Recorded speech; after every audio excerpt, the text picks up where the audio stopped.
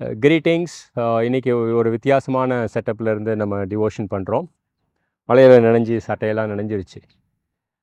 It's okay. இன்றைக்கி நம்ம பார்க்க போகிறது வந்து எஸ்தர் 1வது அதிகாரம்.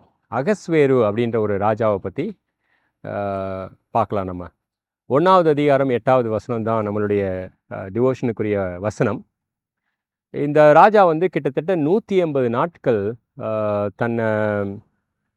தன்னுடைய அச்சீவ்மெண்ட்ஸ், சாதனை எல்லாத்தையுமே கொண்டாடுறான். 180 டேஸ். யோசித்து பாருங்கள், அவ்வளோ பெரிய திருவிழா மாதிரி. இப்போ ரீசெண்டாக யாருக்கோ கல்யாணம் நடந்தது மும்பையில், அது கூட 180 டேஸ் இல்லைன்னு நினைக்கிறேன்.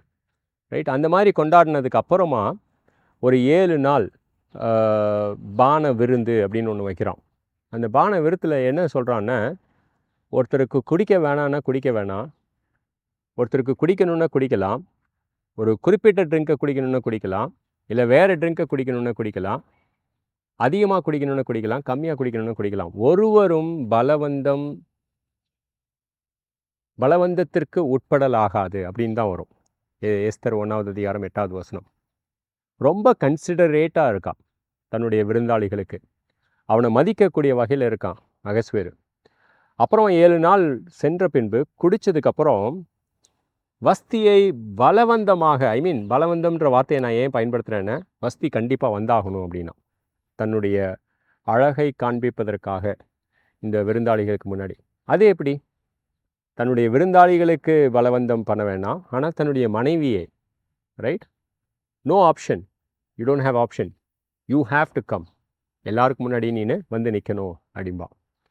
நம்மளுடைய கிறிஸ்தவ வாழ்க்கையில் இந்த மாதிரி இருக்கலாம், ரைட். ஸோ வெளியில் வந்து எல்லாருக்கிட்டேயும் வந்து கைண்டாக, கன்சிடரேட்டாக, ரைட். இது என்னுடைய பொண்ணு ஆனா.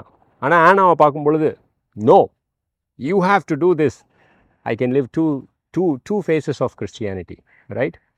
ஸோ அந்த மாதிரி வாழ்கிறதுன்றது வந்து ரொம்ப டேஞ்சரஸான ஒரு இது, right. Praise the Lord for others, but what about our family members? இந்த வசனத்தை குறித்து யோசித்து பாருங்கள் நீங்கள்.